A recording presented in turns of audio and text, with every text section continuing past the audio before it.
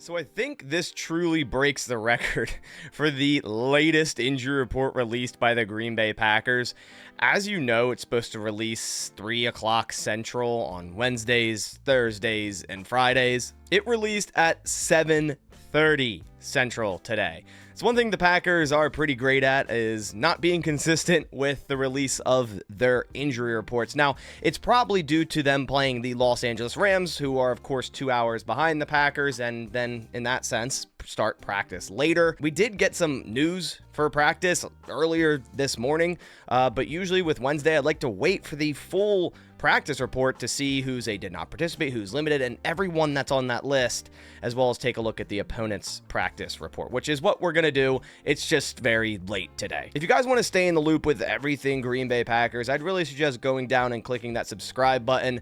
Anytime there's news with the Packers, whether that's an injury report, roster update, film breakdown, live game reactions, you'll find it all here on this channel, and I'd really appreciate it if you went down and clicked subscribe. There's also a new giveaway this month. I'm giving away a Xavier McKinney Packers jersey. Very excited to do this. 4 interceptions in 4 games is absolutely insane. This giveaway is via Sleeper. I'm going to put the details down in the description below if you want to enter that, and I'll be releasing the winner of the Jordan Love jersey on my community tab in the next day or two. All right, so without further ado, let's dive down into the injury report, and we got updates on Christian Watson and Devontae Wyatt, which we'll get into, but we'll start with the injury report at least until we get to those players. So at the top, Jair Alexander, groin injury. So interestingly enough, there's no more quadricep. I think that was what he had last week, quadricep / groin. So that's removed. So now it's just the groin injury.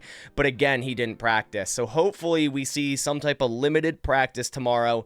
If Isa did not participate again tomorrow, doesn't bode too well for him being available versus the Rams. I'm hoping one of him or Valentine, which we'll get to, was limited today, so that's good. I'm hoping one of those two will be available. Luckily, the Rams without Cooper Kupp, without Puka Nacua. Kenny Clark did not participate as well with the toe injury. Likely just a rest day here for him, I would assume. Edgerrin Cooper, a new addition with a hip injury.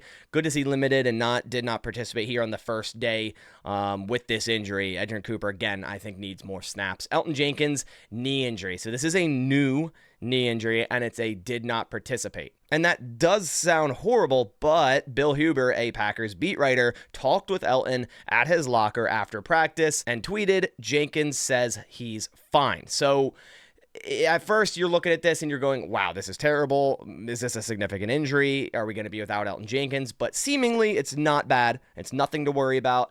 Likely just giving him the day off because, the knee is injured, right? And we'll probably see limited tomorrow. But even if we don't, Elgton Jenkins says he's fine. So that tells me he'll probably be fine to play in this game. Jordan Love, again, limited with his knee injury. Now, this is interestingly the first practice. He took all of quarterback 1 reps with the first team. So that probably even played a factor into the slow start last week, right? Not getting the traditional amount of first team reps would definitely affect some things.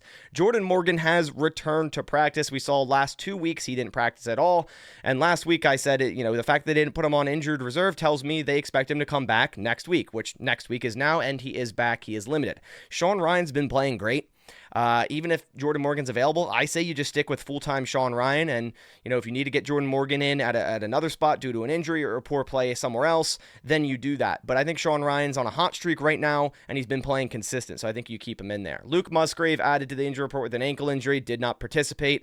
Massive disappointment. I don't know how many times I have to say it, but it's been a massive disappointment through the first 4 weeks for Luke Musgrave, a guy that we thought was going to, be a massive weapon on this offense, just hasn't been, and now he has an ankle injury. Carrington Valentine, as we mentioned, returned to practice, limited with his ankle injury. Now, the 2 big ones on the bottom are obviously the ones that we've been just waiting for news on. And Watson, we got some news, I believe it was Monday, that it was a high ankle sprain. And when you hear that, you're like, that's bad, right? 4 to 6 weeks, he's probably going to be placed on IR. But that is not the case. Today, LaFleur in his press conference said that they dodged a bullet with wide receiver Christian Watson's ankle injury, and he doesn't foresee him going on IR. He said Watson is doing a lot better than they could have hoped based on how the injury occurred and looked. So that's massive news. So at this rate, since he's not going on IR, it's not a 4-week injury. It's at maximum 3 weeks to 3.5 weeks or so.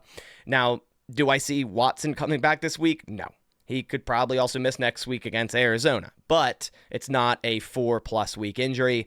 which is massive. So not as bad as we initially thought from the look of that injury, and it looked bad. Devonte Wyatt, a similar story, but not as great news yet. Ankle injury, did not participate today. And LaFleur said they would know more about defensive tackle Devonte Wyatt's ankle injury in the next couple of days, but he's hoping that it isn't an IR situation either. So that's a little different than Watson, like where he pretty much flat out said, hey, Watson's not an IR situation. He's better than we thought he would be. This one's hoping. So I'm assuming they need to do more tests on this ankle. And I would also assume that it's a high ankle sprain. So again, they're just weighing the severity, kind of similar to Watson. My gut tells me it's going to be a longer injury than Watson's. The fact that they still have to wait and maybe do more tests. This is a big blow for the Packers defense. Wyatt has been great down at defensive tackle. Going to see heightened snaps for TJ Slayton, Carl Brooks, and we'll probably now see Colby Wooden actually active. And they also designated John Ford to return from IR, and they have a 21-day window to do so, or else he reverts back to IR. So I'm assuming they'll do that just because, hey, we just lost Devonte Wyatt. Let's get another body into that room. Now, will the corresponding move be placing Devonte Wyatt on IR? It would be an easy corresponding move, but at the same time, you don't want to see Devonte Wyatt go on IR if he doesn't have to. So hopefully he doesn't have to. Then to quickly go over the Rams injury report, very quick one. There's 4 players on here. Cooper Kupp, ankle, did not participate. Not looking like he's going to return here in week 5.